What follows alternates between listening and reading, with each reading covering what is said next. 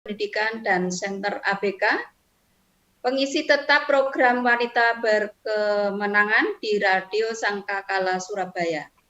Kontribusi 1.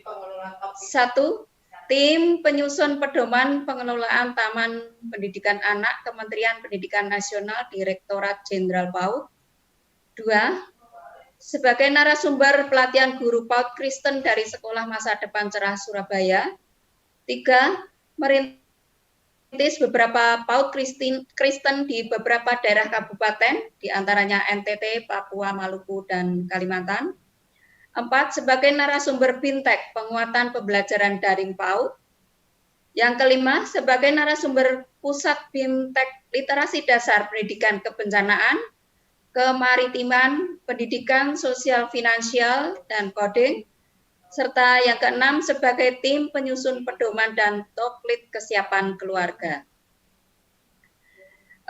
Data lengkapnya, beliau sudah dikaruniai 3 orang putra dengan moto hidup, build your character and share your life. Demikian sekilas biodata dari Bunda kita, Bunda Budi. Dan karena waktu yang sudah melanjak siang, maka kita persilahkan kepada Ibu DRA Budi Wardani CLC untuk segera menyampaikan materi lengkapnya selama 120 menit ke depan. Kami persilahkan. Assalamualaikum warahmatullahi wabarakatuh. Selamat siang, salam sejahtera buat kita semua. Terima kasih Ibu Suliastianingsih sebagai moderator kita siang hari ini. Saya mengucap syukur, saya berterima kasih bahwa saya bisa bersama-sama dengan rekan-rekan sekalian melalui Zoom meeting ini. Kita berbeda tempat, tidak bisa bertemu langsung, tetapi teknologi mengizinkan kita, memungkinkan kita untuk bisa bertemu gitu ya. Dan ini adalah hal yang belum pernah kita pikirkan, belum pernah kita bayangkan sekian tahun yang lalu. Tiba-tiba hari ini, inilah yang harus kita alami, kita bisa melakukan meeting, pembicaraan dari tempat yang berbeda, bahkan bisa juga sampai di luar negeri, di sewaktu-waktu gitu ya. Kadangkala bahkan rekan-rekan yang cukup sibuk, bukan hanya satu meeting yang ditemui, tapi bisa berbagai meeting itu bisa barengan. Istilahnya sekarang ada istilahnya saya selingkuh dulu ya, jadi ada 1, 2, 3 ya bisa sama-sama melakukannya. Kita nggak pernah bayangin ini. Nah, jadi ketika kita sekarang diberi kesempatan untuk belajar tentang literasi dasar coding, pendidikan coding, saya berpikir bahwa ini adalah sesuatu yang sangat relate gitu ya, sesuatu yang kontekstual dengan keberadaan zaman sekarang. Karena saya juga mengelola PAUD, kira-kira 4 tahun yang lalu saya sudah ditawari oleh seorang teman, dia mengatakan begini, Mbak Dani, saya panggilannya Dani ya, jadi kalau kadang-kala saya dipanggil Bu Budi itu saya kurang peka gitu ya. Mungkin zaman itu papa saya kasih nama saya Budi karena memang musimnya zaman itu ada pelajaran di sekolah itu gini, ini Ibu Budi gitu ya, Ibu Budi sakit selesma gitu kan. Nah jadi anyway saya anak kedua, jadi ayah saya kasih nama saya depannya itu B gitu. Nah ketika saya ditawari tentang coding itu, otak saya ini belum nyentel gitu ya. Saya tuh mikir gini, anak PAUD kok coding gitu ya. Jadi pikiran saya masih cupet juga gitu bahwa kok belajar coding, ruwetnya seperti apa? Anak PAUD kan main, anak PAUD kan bersenang-senang gitu. Kalau coding itu they have to, mereka itu harus duduk, diam gitu ya. Terus ini gimana? Padahal mereka harus banyak bergerak. Jadi 4-5 tahun yang lalu itu saya juga belum terbuka.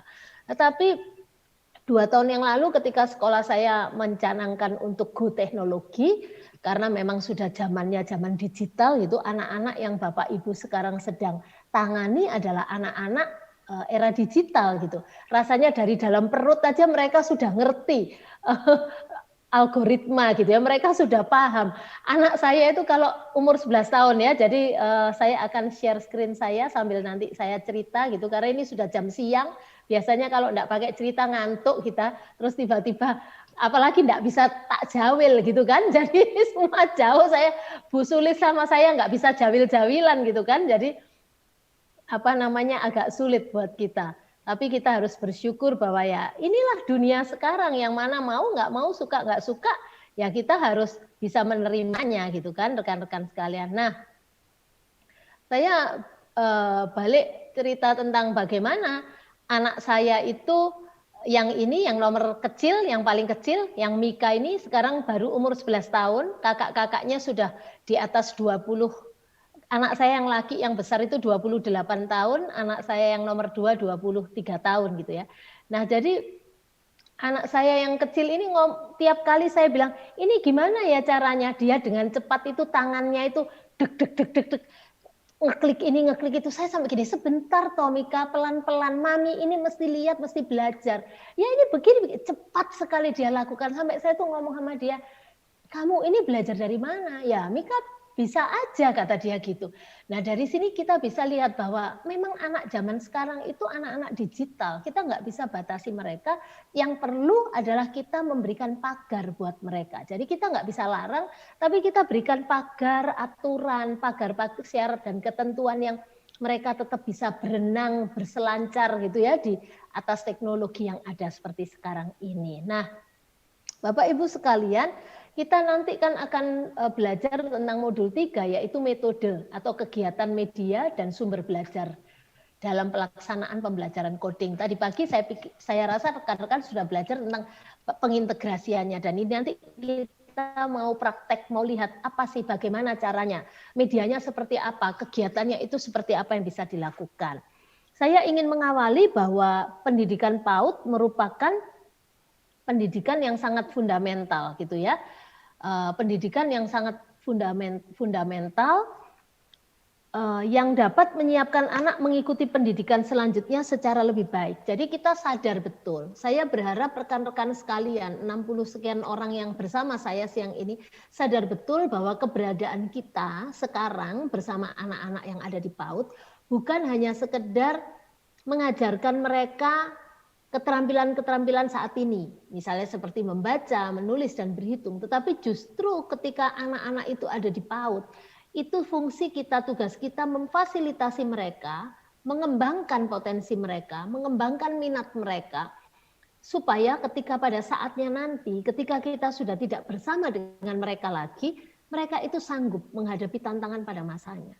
Saya sangat yakin bahwa apa yang kita kerjakan sekarang ini, kalau kita mengerjakannya dengan benar, kita paham betul yang harus kita tabur itu apa, kita paham betul yang harus kita tanam di dalam kehidupan anak-anak kita itu apa, maka mereka pada masanya nanti mereka sanggup menghadapi tantangan yang sangat tidak mudah. Kita sudah tahu kan bahwa tantangan global itu seperti apa. Era keterbukaan sekarang ini seperti apa. Anak sekarang itu bisa bekerja di Indonesia untuk orang di luar negeri. Oleh karena kemurahan Tuhan, anak saya yang pertama, kalau saya boleh cerita, untuk membawa Bapak Ibu kepada dunia yang mana, iya ya ternyata bisa seperti itu. Anak saya yang pertama itu berprofesi sebagai konsep artis dan ilustrator.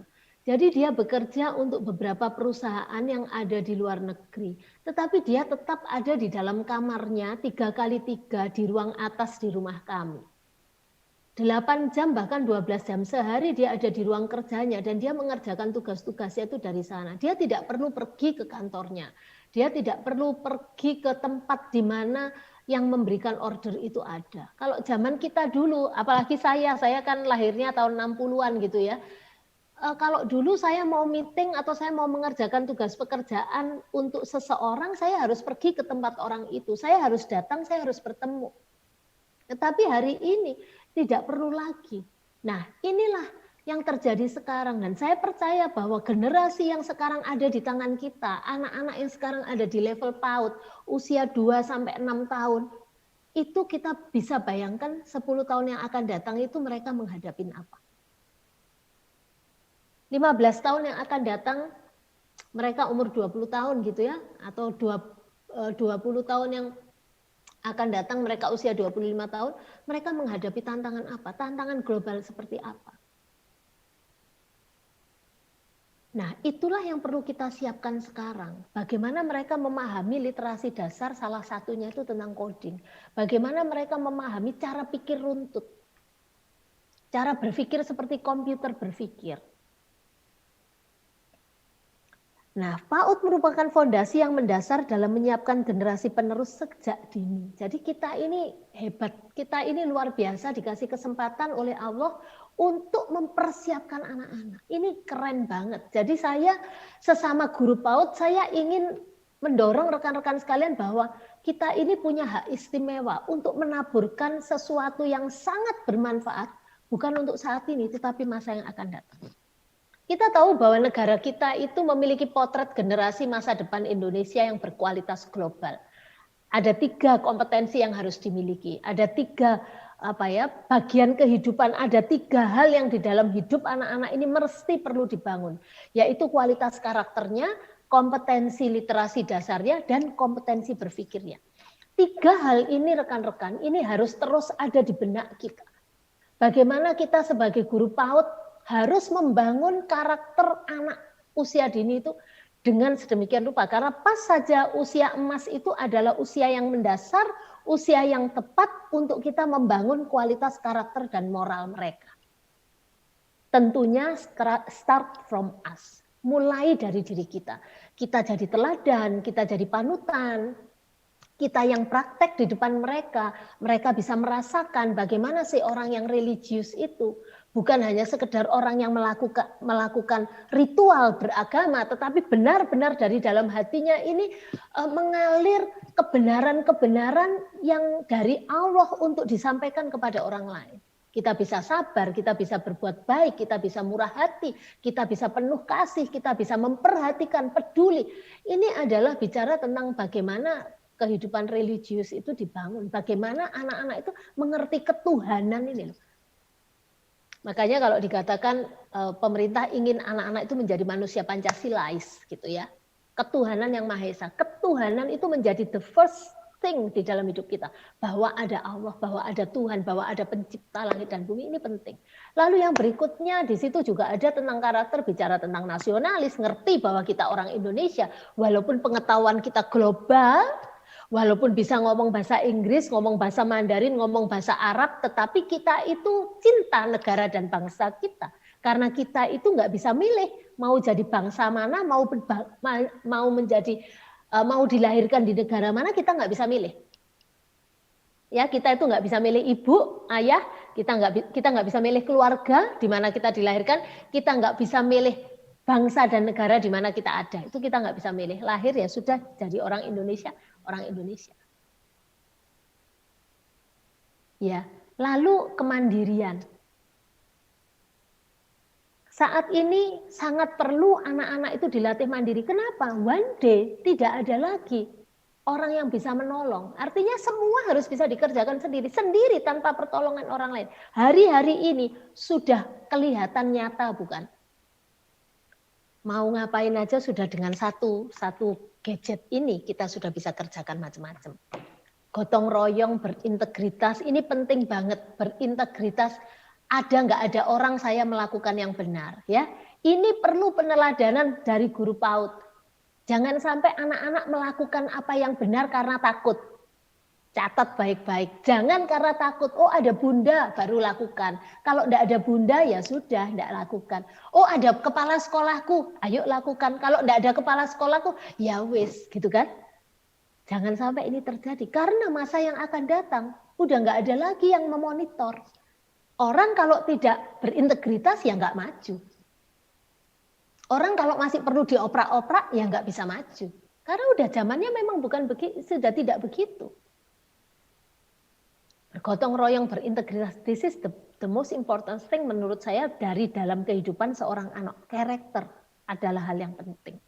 Dan karakter itu harus dibudayakan, karakter itu harus disyaratkan, karakter itu seperti latihan mengembangkan otot. Ya, ini penting. Lalu kompetensi dasar, bagaimana anak-anak bukan sekedar bisa baca tulis, tapi senang membaca, senang menulis, mengekspresikan. Anak-anak senang hitungan itu kehidupan sehari-hari dalam kehidupan mereka. Semua itu mereka bisa runtut rinci dengan hal-hal tersebut. Mereka paham betul sains, bahwa hidup ini bicara tentang sains. Teknologi informasi komunikasi ya, makanya kita nanti juga belajar itu salah satunya ada di situ, merupakan kompetensi dasar. Udah nggak laku lagi kalau ada orang yang masih gaptek. Semua orang usia berapapun harus melek teknologi. Ya, mungkin kita memang perlu belajar dengan anak yang muda gitu. Kalau seusia saya berharap rekan-rekan semua jauh lebih muda dari saya ya, jadi sangat familiar dengan teknologi. Kita udah nggak bisa lagi caranya, wes aku nanti nggak mau pakai cara yang ini, aku pakai cara yang lama. Kita akan ketinggalan karena one day kertas juga akan berkurang. Ya, semua pakai teknologi. Kita aja sekarang kalau mau beli makanan gimana caranya kalau nggak punya itu aplikasi-aplikasi di dalam handphone kita. Kirim barang apa. Satu sisi memang sangat praktis. Dunia ini sangat terbuka. Kita mau beli segala sesuatu dari mana-mana, luar biasa. Suatu hari anak saya dapat kiriman makanan. Saya tanya, loh, siapa kamu pesan makanan? Enggak, dikirimi pacarnya. Gitu. Terus saya tanya, loh, kok pacarmu bisa kirim makanan? Awal-awal COVID itu saya bilang, loh dia ada di mana? Dia ada di Indonesia, Kak? Karena saya tahu pacarnya itu tidak ada di Indonesia. Jadi saya bilang, loh dia ada lagi pulang ke Indonesia. Dia bilang, enggak. Ya kan sekarang udah bisa, Mam. Dia punya teman di Surabaya jualan makanan bisa beli pakai online. Waduh, saya cuma mikir gini, wow, bisa kayak gitu ya. Orangnya ada di mana, bisa ngirim kemana. Nah ini kalau kita tidak memberikan awareness, kesadaran kepada anak-anak bahwa dunia ini memang sudah ada percepatan yang sedemikian rupa. Finansial juga demikian. Kita nggak perlu lagi bawa uang tunai, kecuali suami saya kali ya yang sudah usianya di atas 65 tahun, itu masih suka pegang uang tunai. Zaman COVID gini saya bilang, sudah nggak usah pakai uang tunai, pakai ATM-mu aja. Dia nggak lego mungkin ya, karena sudah sepuh kalau nggak bawa uang tunai gitu kan. Budaya dan kewargaan ini penting, kompetensi dasar. Apa sih budaya yang kita punya? Jadi kita tidak terhanyut dengan budaya-budaya dari luar yang kadang-kala kurang patut untuk kehidupan, untuk budaya kita di Indonesia. Lalu ada kompetensi berpikir, ini penting. Bagaimana cara anak-anak berpikir kritis, anak-anak berpikir kreatif, anak-anak berkomunikasi dengan sangat baik, anak-anak mampu berkolaborasi. Tidak lagi sekarang zamannya single fighter, tetapi sekarang zamannya kolaboratif. Kita pun guru-guru, itu sebabnya saya senang bahwa PAUD itu holistik, integratif. Jadi utuh, tidak di kotak-kotak seperti pelajaran di SMP dan SMA yang matematika, sejarah, IPA, fisika gitu ya, tetapi holistik. Dalam satu kegiatan main, itu kita bisa mengembangkan 6 aspek. Dalam satu kegiatan main, 3 kompetensi itu terbangun gitu ya. Nah, rekan-rekan yang penting juga yang perlu kita perhatikan adalah pembelajar seumur hidup. Ini penting, bagaimana mengembangkan anak-anak itu sampai terus pengen belajar seumur hidupnya, termasuk kita. Ayo semangat terus belajar, walaupun sudah usianya cukup banyak, terus tingkatkan. Ketika saya harus menjadi narasumber coding ini, saya juga perlu effort untuk manggil staf IT saya. Ayo ajarin saya bagaimana main game. Saya nggak pernah main game gitu kan. Tapi hari-hari ini saya harus mau main game supaya ngerti anak-anak itu apa permainannya gitu. Nah, rekan-rekan sekalian, kita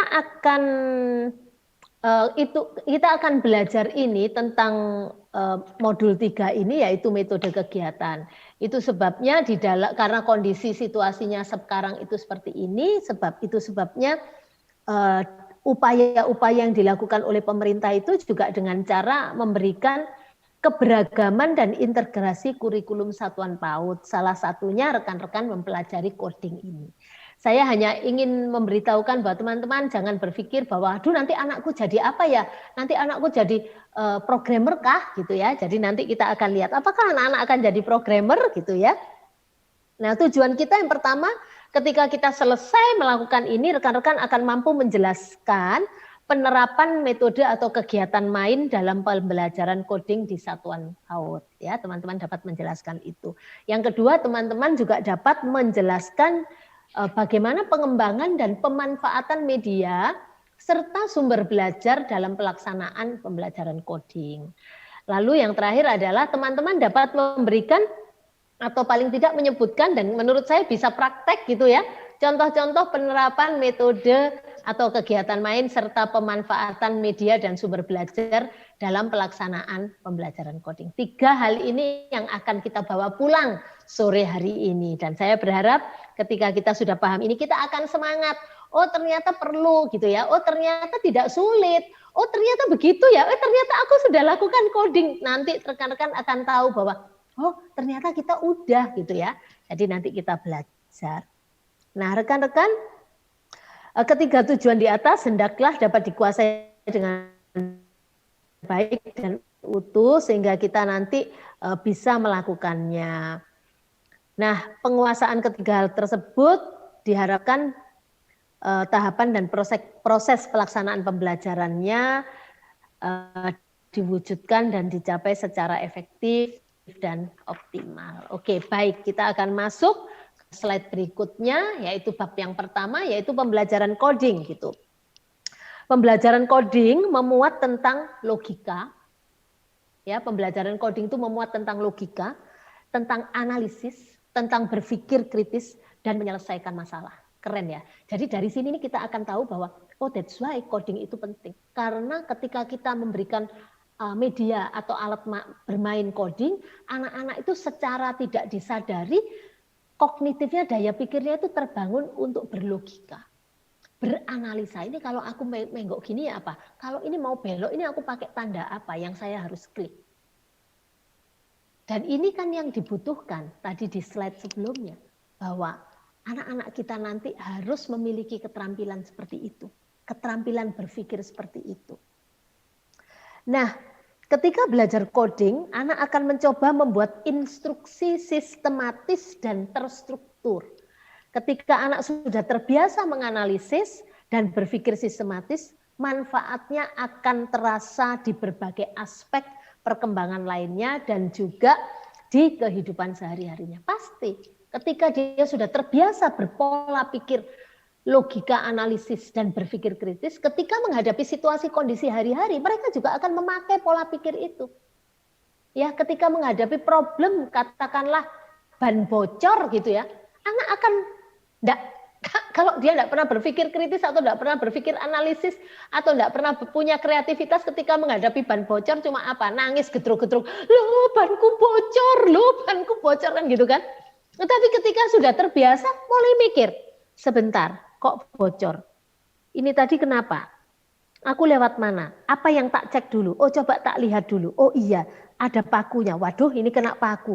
Oke, berarti sekarang apa yang aku harus lakukan? Cari tukang tambal ban, kan gitu kan. Atau kalau mobil, oh ya oke baik, aku akan parkir mobilnya. Nah selesai itu keluarkan dongkraknya dan mulai proses penggantian roda, gitu kan. Nah jadi ini penting banget karena melatih daya pikirnya anak-anak gitu ya. Nah belajar coding membuat anak lebih kreatif. Mereka dapat menuangkan imajinasi mereka sehingga waktu anak tidak hanya untuk bermain tetapi juga produktif membuat karya. Rekan-rekan nanti bisa pada saat sesi akhir daripada sesi ini ada code.org itu sebuah aplikasi, sebuah website yang akan mengajarkan anak-anak juga untuk lebih bisa membuat karya. Pembelajaran coding juga diarahkan untuk membentuk itu tadi karakter ya. Seperti tidak mudah putus asa, hasrat ingin tahu, lalu sabar, mampu bekerja sama, inovatif. Kenapa begitu? Karena memang ketika bermain coding itu perlu ada kesabaran. Kita tidak bisa serta-merta skip. Padahal zaman sekarang ini anak-anak generasi yang sekarang adalah generasi instan. Nah, itu sebabnya kenapa perlu diarahkan dengan permainan yang jelas dan benar, sehingga mereka tidak selalu ingin segala sesuatu itu instan. Karena yang ditawarkan di dunia ini instan, bukan. Mereka nggak perlu masak, tinggal GoFood, dapat. Nah, di permainan coding ini mereka perlu waktu, mereka perlu tahapan, mereka perlu proses untuk mencapai apa yang menjadi tujuan mereka.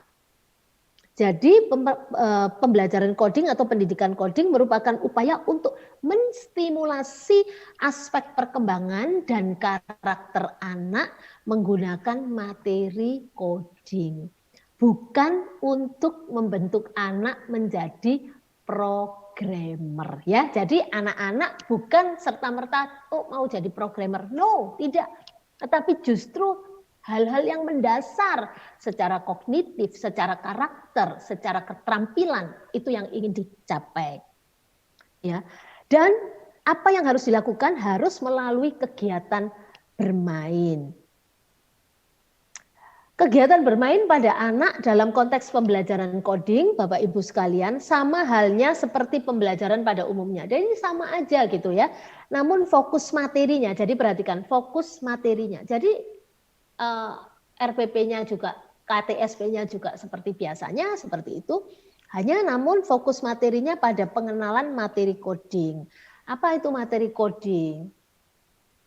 Nah, itu bicara tentang algoritma, ya, bicara tentang decomposition, bicara tentang metode kode yang salah. Nah, itu secara detail kita akan lihat, tetapi itu nggak usah dikhawatirkan gitu ya, karena kita yang perlu itu adalah membangun pola pikirnya anak gitu. Nah, lalu kalau anak PAUD gimana sebenarnya? Apa yang harus dilakukan? Metodenya pembelajaran coding seperti apa? Ada 4 metode yang bisa kita pakai untuk pembelajaran coding. Yang pertama adalah metode bercerita. Sudah biasa kan? Ya, sudah biasa dongeng toh, sudah biasa bercerita toh, jadi nggak susah kan? Nah, jadi pakai metode bercerita. Sampaikan cerita atau berikan penjelasan tentang suatu cerita kepada anak secara lisan yang terkait dengan proses. Jadi coding ini kan bicara tentang proses. Setelah ini, setelah ini. Jadi itu lihat, kita bisa cerita tentang cara menanak nasi misalnya. Kita bercerita tentang bagaimana membuat teh, kita bisa bercerita bagaimana membuat susu, kita bercerita bagaimana membuat puding. Nah, itu satu proses. Anak-anak itu nangkep oh ternyata untuk aku bisa mendapatkan sesuatu, aku harus melalui sebuah proses. Dari ini ke sini, ke sini, ke sini baru jadi ini. Proses membuat kue mangkok, proses membuat roti kukus. Nah, itu ada proses. Jadi pakai cerita. Jadi Bapak Ibu jangan khawatir, saya yakin metode modul 1, modul 1 sudah dijelaskan bahwa tidak semuanya pakai komputer bukan. Jadi bisa melegakan kita. Karena kadang-kadang kita berpikir, aduh kalau sekolahku enggak punya komputer gimana? Ya saya bersyukur kita ini ada di Pulau Jawa yang mana akses untuk apapun itu lebih mudah. Tapi kalau rekan-rekan yang ada di daerah-daerah yang lebih dalam gitu ya, saya juga pikir, aduh gimana caranya mereka, tapi ternyata ada angin segar gitu bahwa yang penting ngajar pola pikirnya bisa melalui unplug gitu kan, permainan unplug. Saya harap rekan-rekan sudah paham ketika belajar modul 1 kemarin.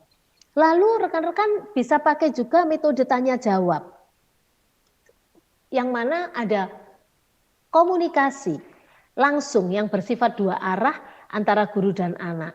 Kita bisa bertanya kepada mereka menggunakan pertanyaan-pertanyaan terbuka. Ya, saya nggak akan panjang di sini karena kita semua pasti sudah paham. Lalu ada metode demonstrasi. Pembelajaran yang dilakukan guru dengan memperlihatkan kepada anak how to, bagaimana mengerjakannya. Anak-anak ngelihat ada demo yang dilakukan. Jadi bukan cuma bahasa Jawa ya, kalau saya bahasa Jawa di Surabaya bukan cuma gedabrus gitu ya, tetapi benar-benar praktek ini loh, begini ya nak, begini. Anak-anak lihat, oh guruku kerjakan itu. Kan anak-anak ini sedang dalam masa pengembangan, pematangan sensori gitu ya, jadi bisa pakai penglihatannya, pendengarannya, rasa, raba gitu kan.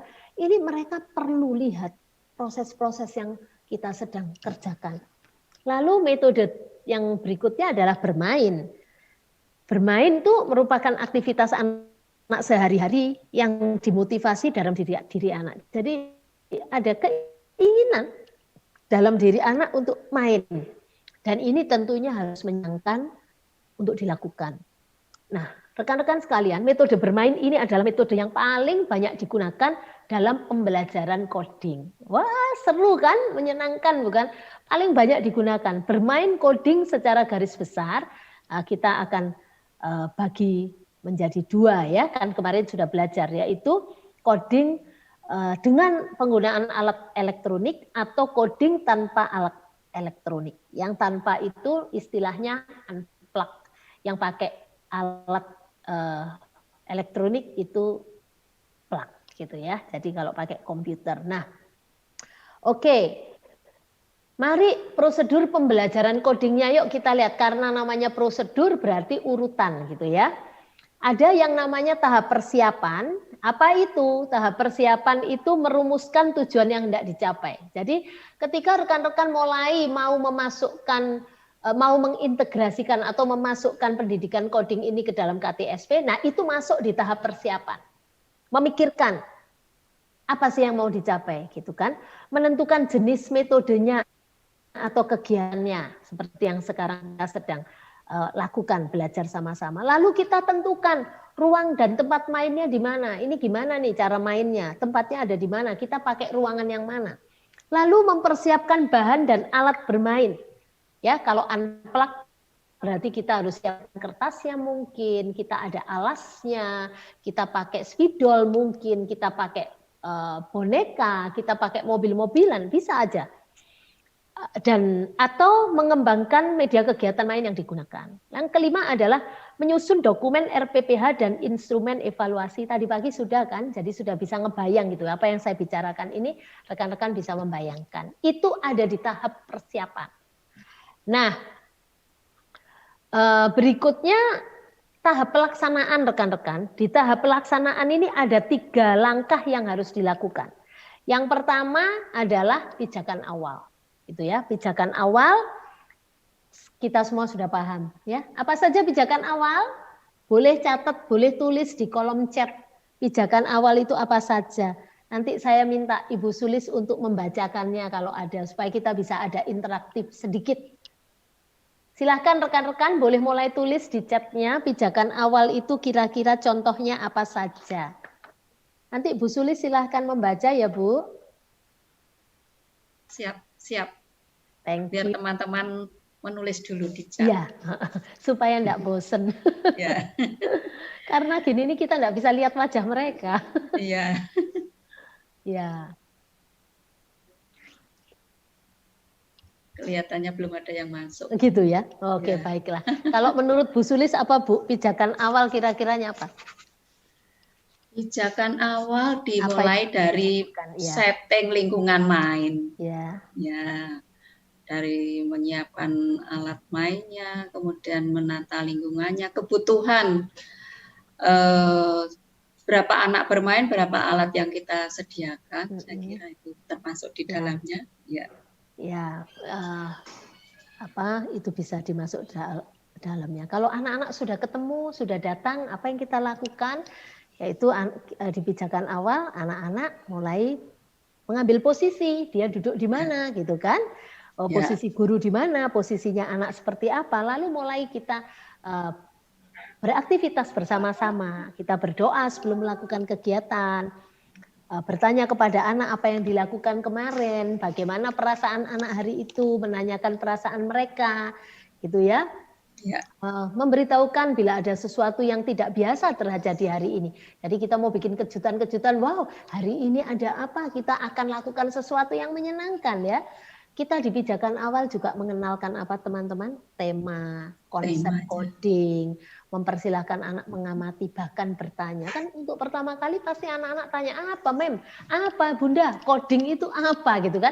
Nah di situ kita bisa menjelaskan kepada mereka. Kita bisa berdiskusi pada saat pijakan awal tentang konsep-konsep coding yang akan dikenalkan.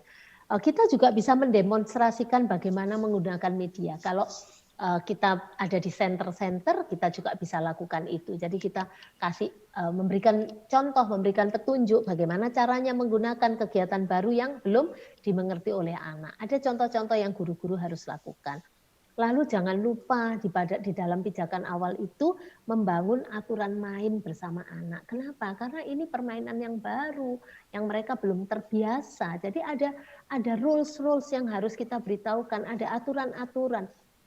Kalau kita pakai plug gitu, pakai elektronik, kita harus beritahukan mereka bagaimana caranya menggunakannya, bagaimana memanfaatkan gadgetnya, bagaimana menggerakkan mouse-nya. Nah, itu harus kita beritahukan di sana. Lalu anak dapat memilih mainan sesuai dengan minatnya apabila tersedia media coding lebih dari satu ya. Misalnya kita pilih buat 2, yang satu ini plug, yang satu unplug.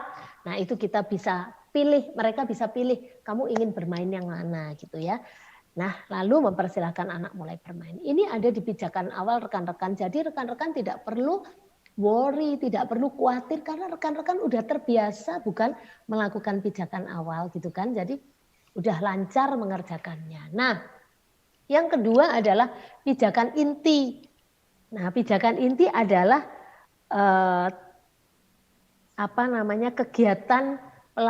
kegiatan inti yang dimana kita mulai beraktivitas masuk di dalamnya.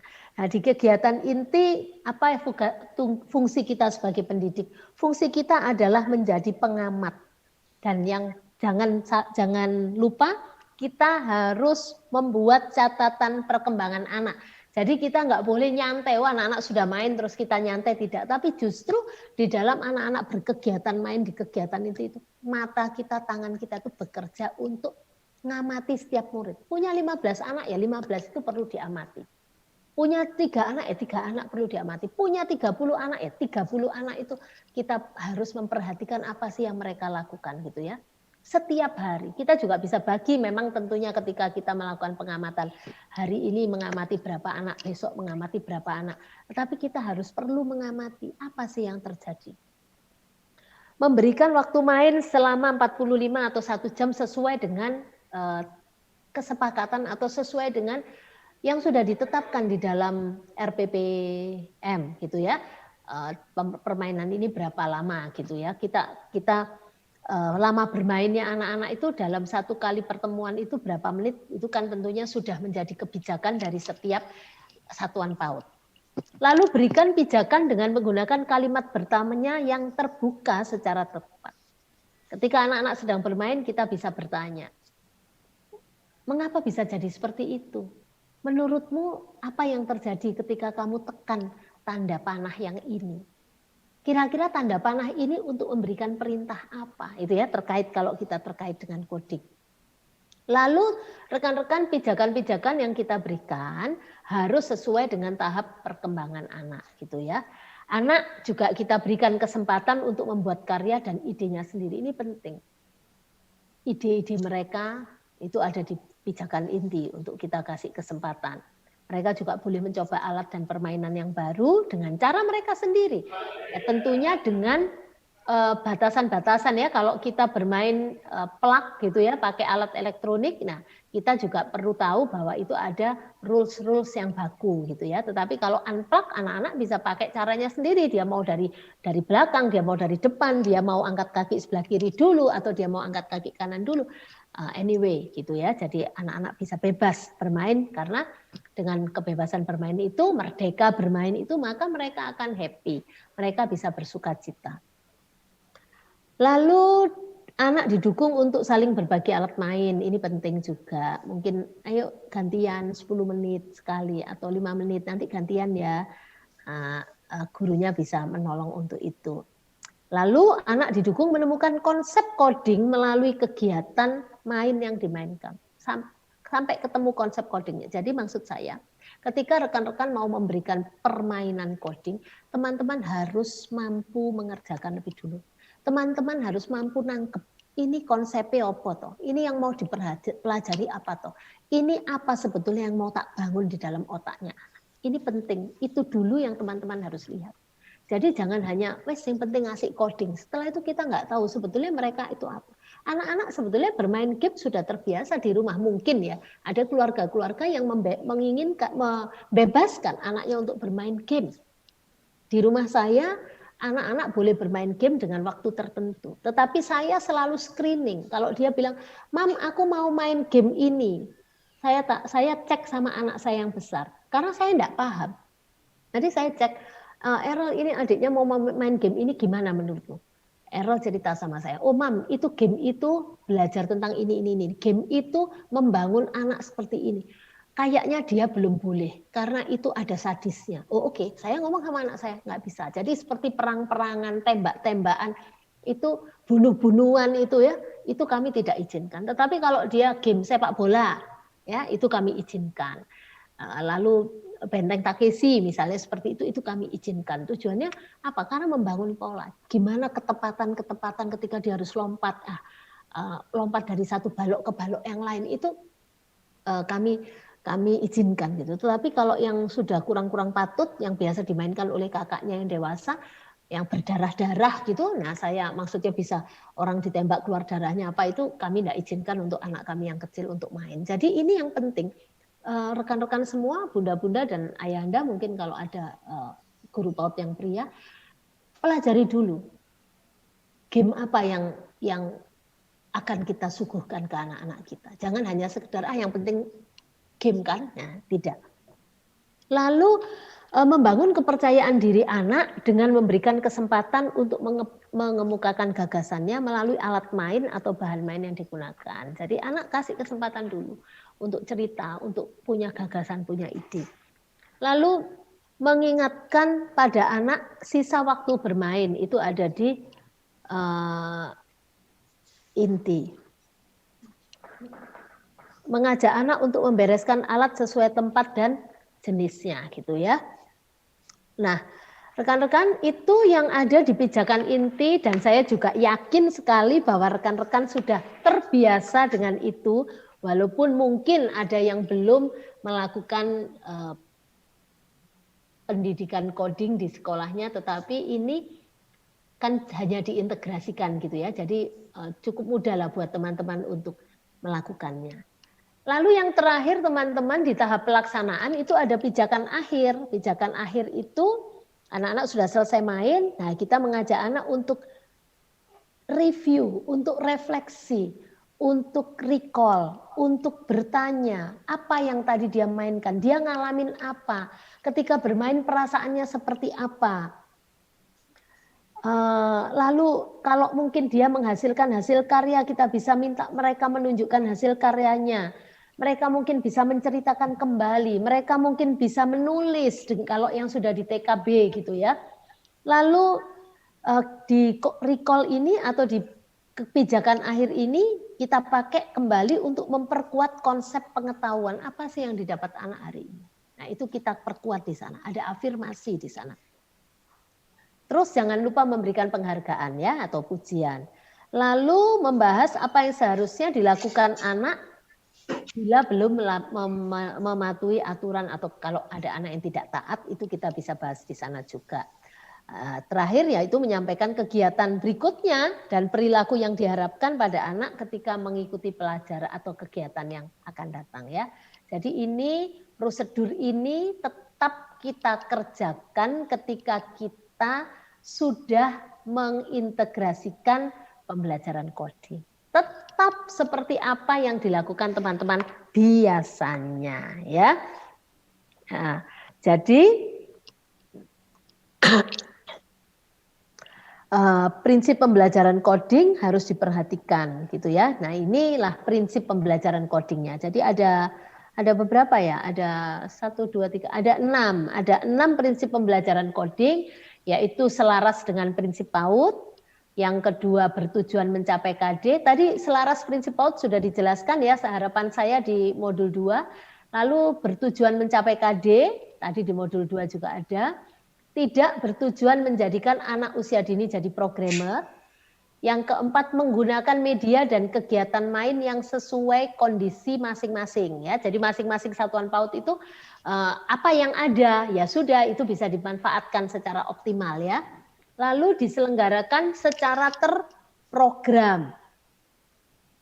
Jadi ada waktunya, berapa lama, tujuannya apa. Jadi bukan sekedarnya gitu ya, tapi terprogram. Yang keenam, pembelajaran coding di satuan PAUD yang melibatkan penggunaan gawai atau gadget harus memperhatikan aturan main bagi anak. Ya. Itu seperti apa? Bagaimana posisinya duduk? Itu ada di sana. Bagaimana jarak mata dan gawai? Apakah terlalu dekat? Bagaimana penerangannya? Apakah cukup? Durasi mainnya berapa lama? Ini penting. Memang hari-hari ini ketika kita sudah memasuki masa pandemi ini kan anak-anak usia dini juga ada yang belajar secara online. sekolah saya juga secara online, kami memakai Zoom untuk anak-anak usia dini, tetapi waktunya juga terbatas. Tapi kami juga berupaya sampai kami membuat channel TV, gitu ya, channel YouTube yang mana setiap hari Senin anak-anak melihat TV. Tujuan kami apa? Dengan TV kan TV lebih besar, jarak bisa lebih jauh, jadi anak-anak tidak terlalu dekat dengan layar, gitu ya. Jadi ini juga perlu menjadi pijakan awal, gitu ya. Persiapan itu kita pikirkan, di persiapan kita pikirkan, ini kita berapa lama belajar bertatapan dengan layar ini berapa lama, ini penting bagi anak-anak. Nah, rekan-rekan sekalian, ini saya sudah selesai dengan bagian yang pertama dari modul 3. Nah, ada tugas kesiapannya yaitu mari segera rekan-rekan mengidentifikasi metode atau kegiatan main dan media yang cocok dengan kondisi di satuan PAUD kita masing-masing ya. Jadi mulai memikirkan, mulai apa ya? Bahasa saya mulai ento. Ya itu kalau bahasa Jawa Tengah apa ya? Jawanya ento. Iya, kalau saya ya itu mulai ngayal-ngayal gitu. Saya tuh selalu berharap rekan-rekan kalau mendapat pembelajaran ini sambil ngayal membayangkan sekolahnya gitu ya. Jadi bukan cuma mendengar melihat tapi neng sekolahku ki ono opo yo piye ya caranya ya. Aku nanti harus lakukan seperti apa. Nah, mulai yuk kita identifikasi, kita punya kegiatan main dan media yang cocok seperti apa. Lalu kegiatan main dalam pembelajaran coding harus dikondisikan tetap mengacu pada prinsip pembelajaran PAUD ya. Jadi jangan sampai memperkosa hak anak untuk bermain gitu ya.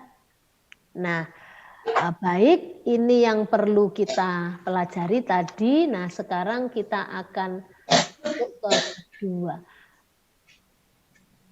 Saya berharap rekan-rekan tidak terlalu capek ya, jadi boleh gerak-gerakkan badan gitu ya untuk masuk ke bagian yang kedua ini. Nanti setelah itu kita akan melihat praktek-prakteknya.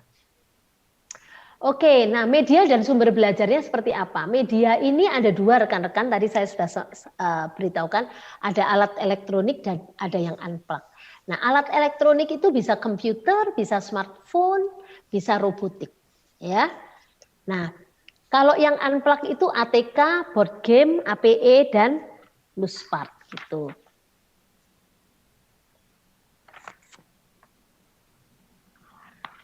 Nah, media, coba kita cek. Nah, media komputer itu kita sudah tahu modelnya kan seperti itu ya. Jadi kalau komputer itu bermain coding secara online dapat dilakukan secara online dengan menggunakan beberapa rujukan gitu ya. Ada yang nomor 1 itu yang saya kasih nomor 1 yang www.code.org itu juga bisa dipakai. Lalu ada yang nomor 2 www.scratchjunior.org itu juga rekan-rekan bisa, di situ akan banyak bicara tentang keterampilan seni gitu ya, kreativitas. Lalu ada juga yang Bitly Codenesia. Nah, itu buatannya Indonesia sendiri. Jadi kita nanti bisa praktekkan, mungkin teman-teman ada yang sudah menyelidikinya ya. Nah, kita mau lihat yang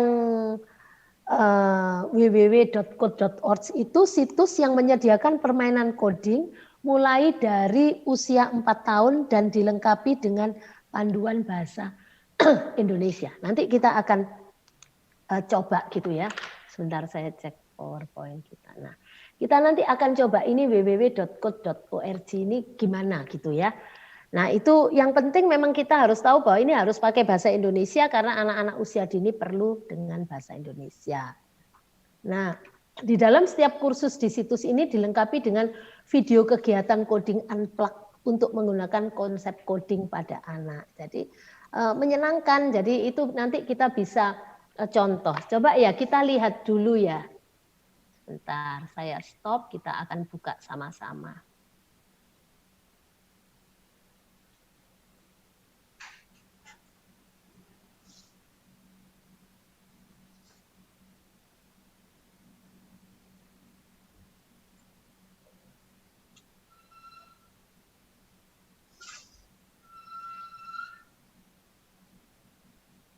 Saya share screen saya supaya Bapak Ibu bisa lihat ya.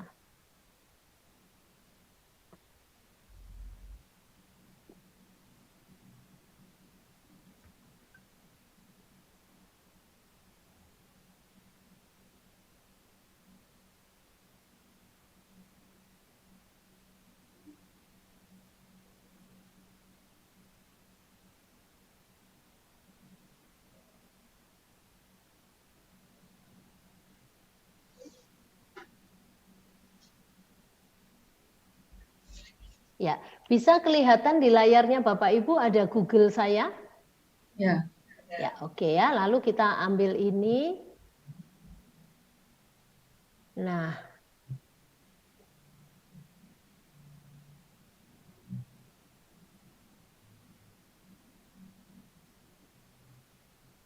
nah, ini kita bisa pilih Bapak Ibu, kita turun ke bawah dulu, kita cari, nanti kita pilih di sini. Nah, di sini ada belajar di rumah, Di sini ada belajar di rumah, siswa, pendidik, dan pesta tari. Kita pilih yang siswa.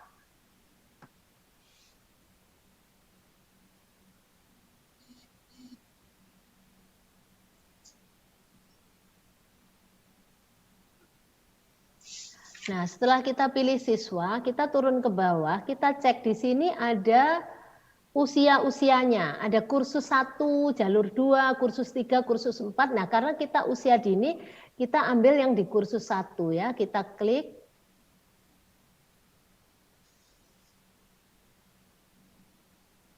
Nah, ini keluar. Nah, kita keluar, kita pilih yang gambar ikan ini.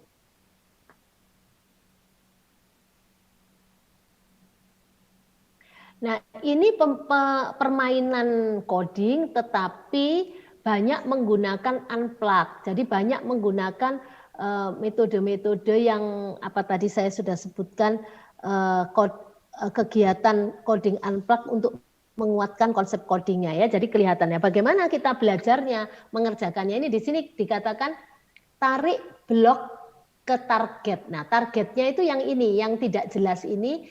Ini adalah bloknya. Jadi kita ambil ini, kita geser. Jadi kita geser. Tiung. Hore, Anda berhasil menyelesaikan puzzle ke-1. Nah, ini kan menyenangkan buat anak yang memang usianya usia dini ya, di bawah 4 tahun gitu ya. Lalu mereka bisa melanjutkan. Nanti makin lama makin lebih beragam gitu. Nah, seperti ini misalnya ya. Jadi ini sudah ada 2. Kalau tadi kan hanya 1 secara utuh lalu dipindahkan. Nah, sekarang ini juga atur blok untuk membentuk gambar. Jadi itu perintahnya. Kita geser. Hore, gitu ya.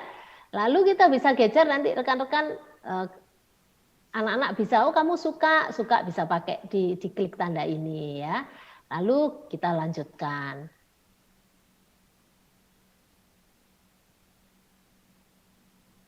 Nah, ini perintahnya sama, atur blok untuk membentuk gambar. Nah, kita bisa klik. Tergantung nanti Bapak Ibu memberitahukan ke anak-anak apa yang harus mereka lakukan. Kamu perlu melakukan mengklik gambar hatinya, atau kalau tidak perlu ya enggak apa-apa. Atau mereka diminta terserah kamu mau klik yang apa. Anak-anak kan suka biasanya juga mencoba ya. Nah, ini Bapak Ibu coba dilihat di atas ini ada yang ini ada tanda, saya arahkan kursor saya, ini bisa sampai 40 dan bahkan lebih 40 permainan. Jadi sangat kita bisa pakai untuk contoh. Jadi kalau seandainya kita tidak punya komputer, kita bisa pakai contoh-contoh permainan ini kita jadikan permainan unplug. Ya, jadi kita lihat contoh, oh berarti saya mau bikin puzzle itu, berarti puzzle itu sebetulnya sudah prinsip coding, betul nggak? Ya. Bu Sulis kalau ngerjain puzzle biasanya ngerjakan dari bagian mana dulu? Bawah dulu. Bawah dulu ya? Pinggiran ya? Ya. Pinggiran dulu diatur, saya juga pinggiran dulu saya atur. Nah itu kan proses berpikir, setelah pinggiran baru masuk ke tengah gitu kan.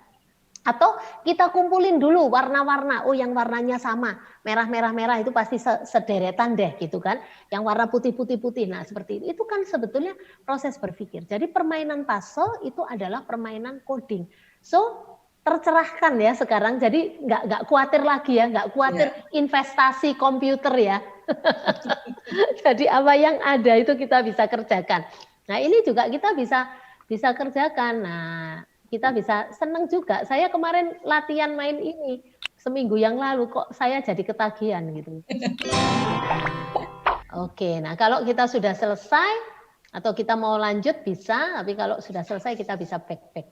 Oke ya, Bapak Ibu, cukup rasanya cukup sampai di sini. Mungkin kalau rekan-rekan di rumahnya ada juga bisa punya komputer atau laptop bisa coba gitu ya sebelum nanti kita kerjakan untuk murid-murid kita. Nah ini ada di tengah. Kalau ini saya taruh di atas mau enggak? Oh mau dia. Terus kita kasihkan ini. Coba kita lihat apa yang terjadi. Dia enggak mau, ya kan? Enggak ada itunya. Jadi kita keluarkan lagi. Ya, kita bisa balikkan gitu. Dia enggak mau enggak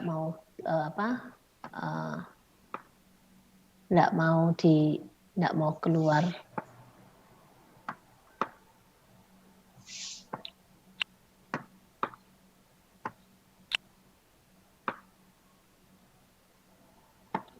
Nah, oke ya, kita selesai di sini dulu. Nanti boleh coba di rumah. Nah, oke, saya akan stop. Nah, kita kembali ke screen saya yang awal ya.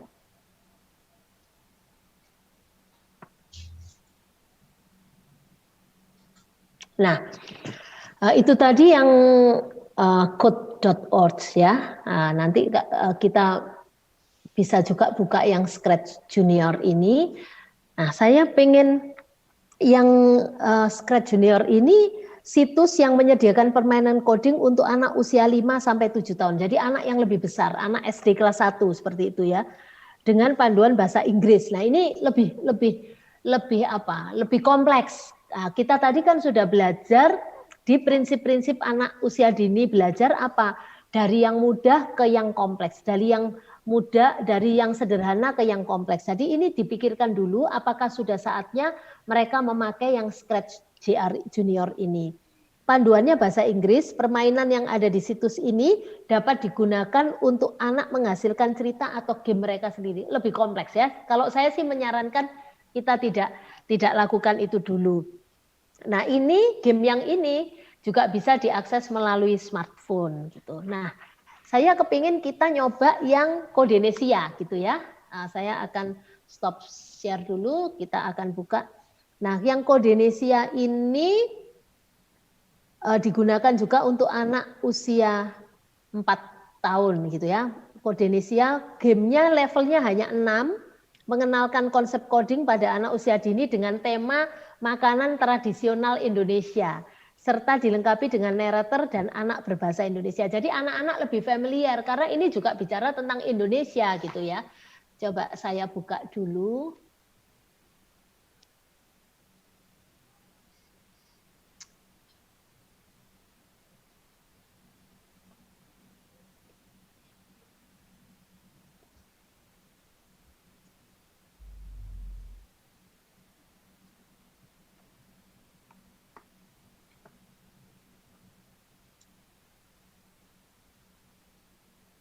Mohon maaf ya, ini jadi kita pelan-pelan saja.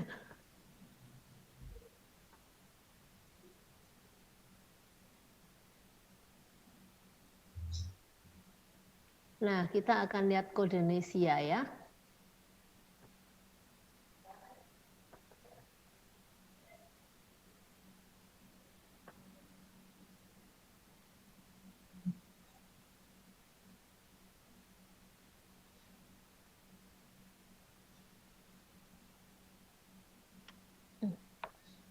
Bisa kelihatan Bu Sulis? Belum. Oh, belum. Baru, masih proses. Bisa? Belum. Oh, belum. Belum. Masih di mana ya, Bu? Masih di filenya. Oh, masih di filenya. Oh, oke. Masih muter. Masih muter. Sebentar ya. Bentar.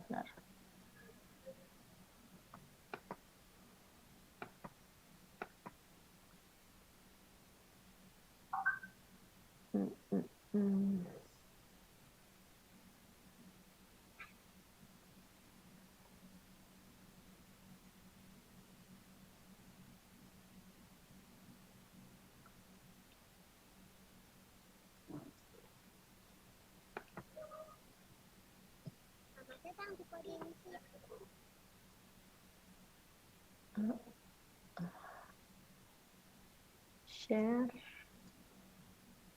Oke.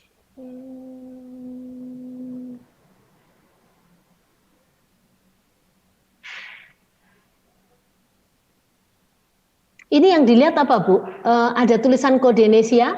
Ya. Ya, saya putar ya, Bu ya. Semoga bisa.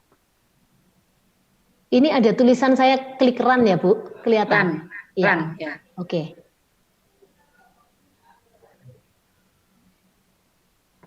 Kelihatan nggak, Bu? Masih muter. Masih muter. Ini? Ya. Belum kelihatan gambarnya. Belum kelihatan ya? Belum. Oh, gimana nih? Di tempat saya sudah jalan.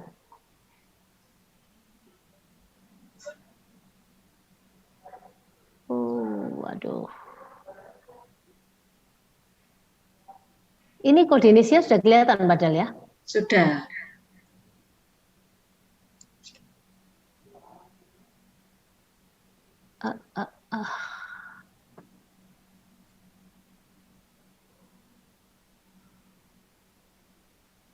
Sebentar, Bu. Nah, ini teknologi.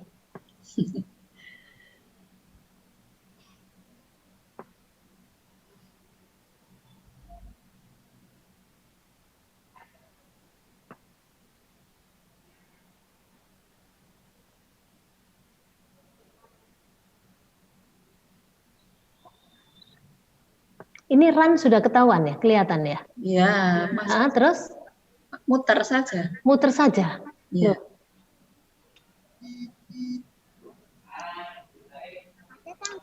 Indonesia. Ini? Sudah? Suaranya masuk, tapi gambarnya belum.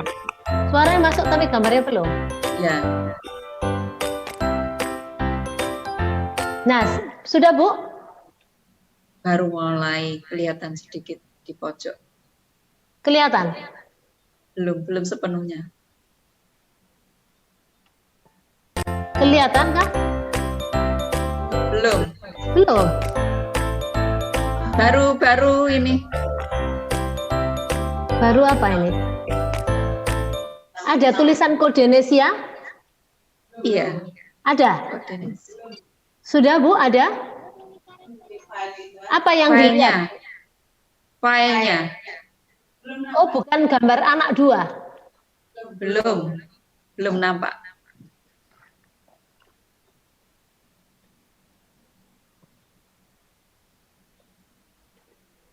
Belum ya? Belum. Sebentar, kenapa ini terjadi? Sebentar ya, kita akan lanjutkan dulu sambil saya nyuruh staf saya datang sebentar.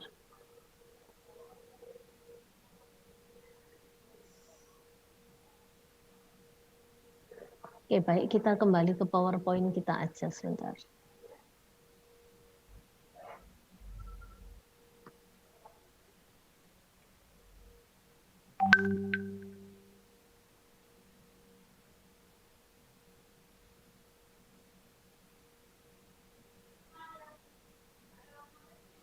Nah, yang ini juga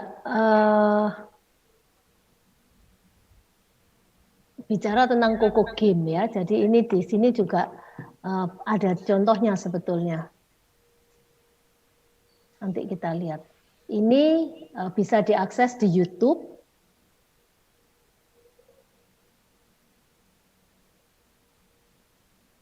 Bisa diakses di YouTube.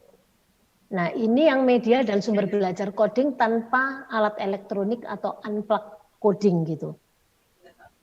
Nah, ini pakai seperti ini. Jadi kita bisa buat, lalu kita bisa buat tanda-tandanya, panah-panahnya kemana aja sebetulnya gitu ya.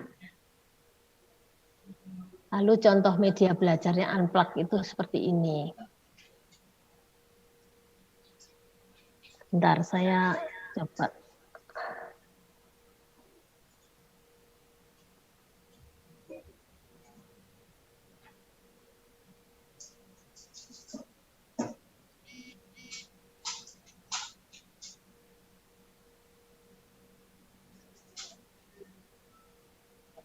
Ya, ini yang unplug. Jadi pakai misalnya ini contohnya yang sebelah kanan dari kupu untuk menjadi kupu-kupu itu di sini ada ada ulat. Nah nanti langkahnya kemana dia.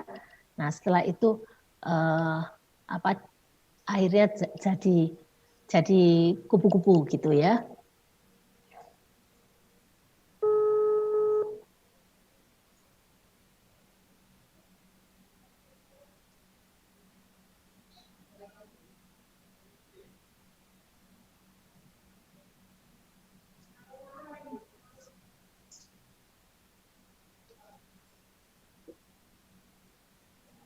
Oke. Nah,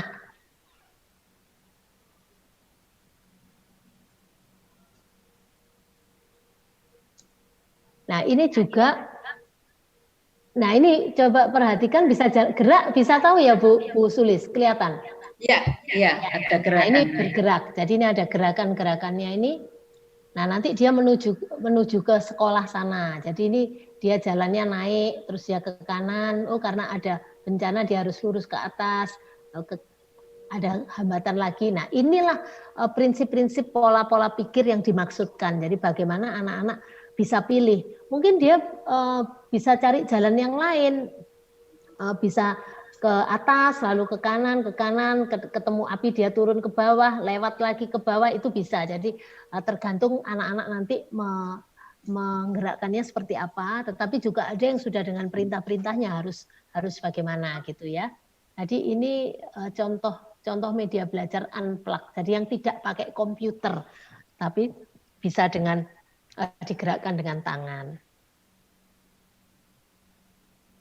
Nah, tugas kesiapannya segera rekan-rekan juga mengidentifikasi metode kegiatan main dan media yang cocok dengan kondisi dan satuan PAUD, lalu menyiapkan alat bahan media yang dapat digunakan pembelajaran coding.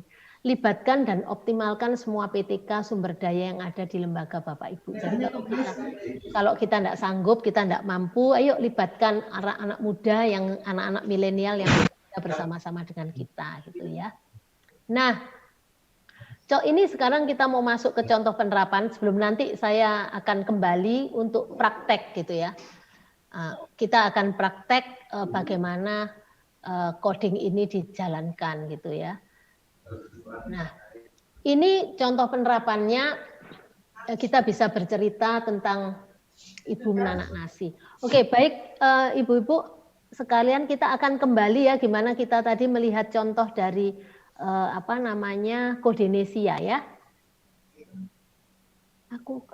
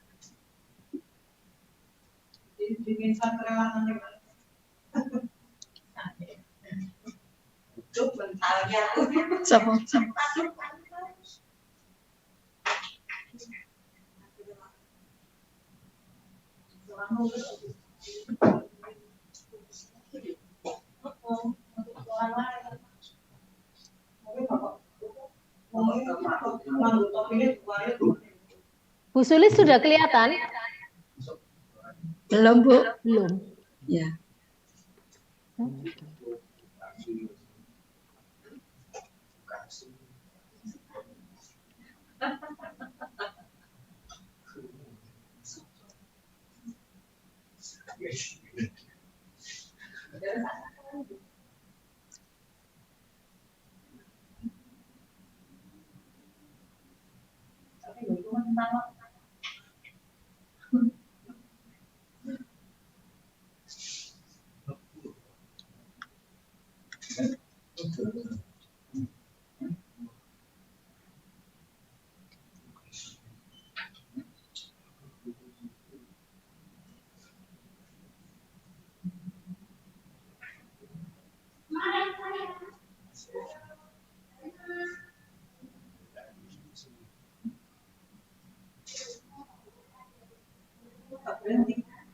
Belum.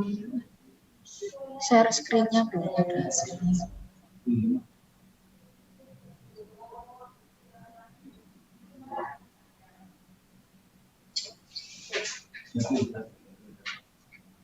Sabar ya, saya aturkan ini dulu supaya bisa lihat, supaya nanti kita tidak kembali lagi. Iya, iya. Iya.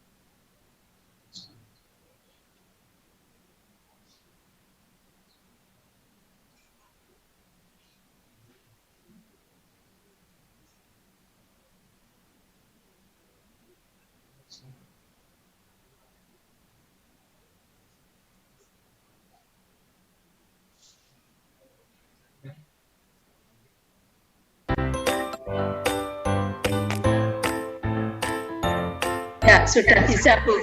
Sudah bisa.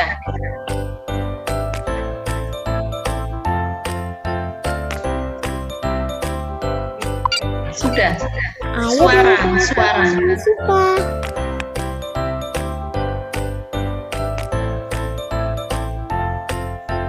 Suaranya belum. Suara.